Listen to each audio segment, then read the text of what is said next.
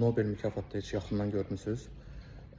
Bu arxamda gördüyünüz şəxslər bizim Curie ailəmizdir. Onların Nobel medallarını sizə göstərəcəm. Bir yox, iki dənə. Baxın, bu bir. Bu da ikinci Nobel medalı. Bunu mənim də məzun olduğum Norveç Texniki Universitetinin professorları, onlar ərəbdırlar. May-Britt və Edward Moser cütlüyü 2014-cü ildə qazanıb. Onların Nobel diplomlarıdır. May-Britt'inkidir, bu isə Edward Moser'in. Bu isə May-Britt xanımın 2014-cü ildə Nobel təltif mərasimində geyindiyi donudur. Fikir versəz donun naxışlarına bu biraz neyronlara oxşuyur, düzdür? Yəni bu təsadüfi deyil. Donun dizaynı təsadüfi seçilməyib. Bu bizim beyin hüceyrələrimiz neyronların əksidir. Mən özüm tarixnadır kitabı Bu Nobel güşəsi Trondheim şəhərində Müqəddəs Olov xəstəxanasının kitabxana korpusunda yerləşir. Bu universitetin xəstəxanası Norveç Texnik Universitetinin Tibb fakültəsinin kampusuna daxildir. May-Britt və Edward Moser cütlüyü isə bu universitetin Kavli Sistem Nevrologiya İnstitutunun professorlarıdırlar. İxtisasca ikisi də psixoloq və nevroloqlar. Onlar tibb və ya fiziologiya üzrə Nobel mükafatını 2014-cü ildə beynimizdə bizim fəzada yerimizi müəyyən edən tor və ya qəfəs hüceyrələrinin kəşfinə görə alıblar. Bu hüceyrələrə bizim daxili GPS hüceyrələrimizə deyilir. Ümumiyyətlə, Norveç Texniki və Təbiət Elmləri Universiteti NTNU-nun 4 Nobel mükafatı laureatı var. Gəlin biraz elm, ədəbiyyat və sülh quruculuğu sahəsində dünyada ən məşhur və nüfuzlu mükafat sayılan Nobel mükafatı barədə danışaq. Dostlar, şikayət kimi çıxmasın, amma videoların baxış sayı az olanda adamın o qədər həvəsi də qalmır yenilərini çəkməyə. Çünki bu həm zaman, həm də resurs tələb edən işdir.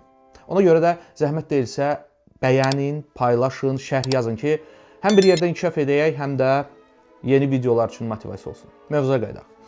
Nobel mükafatı məşhur İsveç kimyaçısı, mühəndisi və ixtiraçısı Alfred Nobelin adı ilə bağlıdır. Alfredin ən əsas işlərindən biri tüstüsüz barıt və dinamitin kəşfi olmuşdu.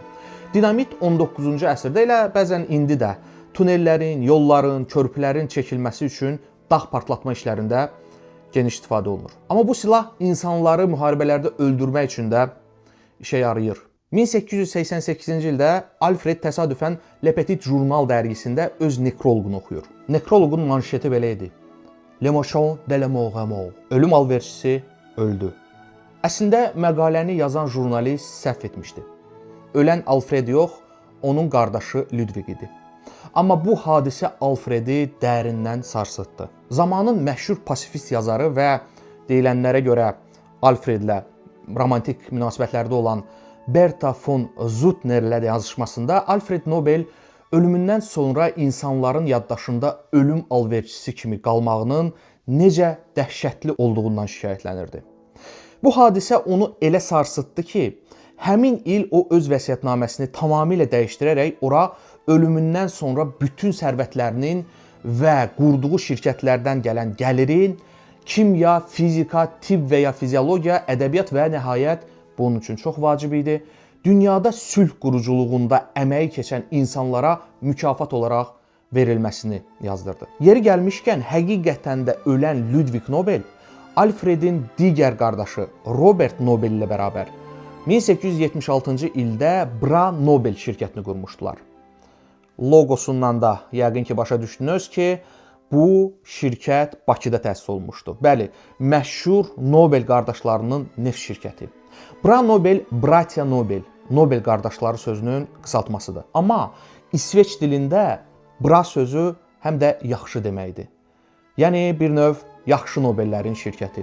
Belə çıxır ki, Ludwig ilə Robert yaxşı, Alfred isə pis Nobeldir, ölüm alverçisidir. Onu da deyim ki, Bra Nobel o zaman Çar imperiyasının ən böyük və varlı istehsalatı, Avropanın isə ən böyük neft şirkəti idi. Dünya neftinin yarısını, düşünün, yarısını, bütün dünya neftinin yarısını təkcə Bra Nobel şirkəti satırdı. Bu şirkət ta Bolşeviklər Rusiyada hakimiyyəti ələ keçirənə qədər işlədi. İnqilabdan sonra isə bütün başqa özəl müəssisələr kimi Bra Nobel də milliləşdirildi. Nobel mükafatının ilkin sərmayəsinin 20%-ə yaxınını Bra Nobelin Bakı nefti hesabına qazandığı pullar təşkil edirdi. Yəni 1901-ci ildən elm, ədəbiyyat və sülh quruculuğu sahəsində ən görkəmli və layiqli insanlara verilən bu nüfuzlu mükafatın içində bizim neftimizin də payı var. Təəssüf ki, bu vaxta qədər ölkəmiz adından bu mükafatı hələ heç kim qazanmayıb. Amma bu hal tezliklə dəyişə bilər. Əgər hər şey planlaşdırıldığı kimi getsə və bu ilin sonuna dək qonşumuz Ermənistanla sülh müqaviləsi bağlansa, gələn ilin Nobel mükafatı Azərbaycana da gələ bilər. Məncə elə belə də olacaq. Yaşayarıq görərik. Sağ olun.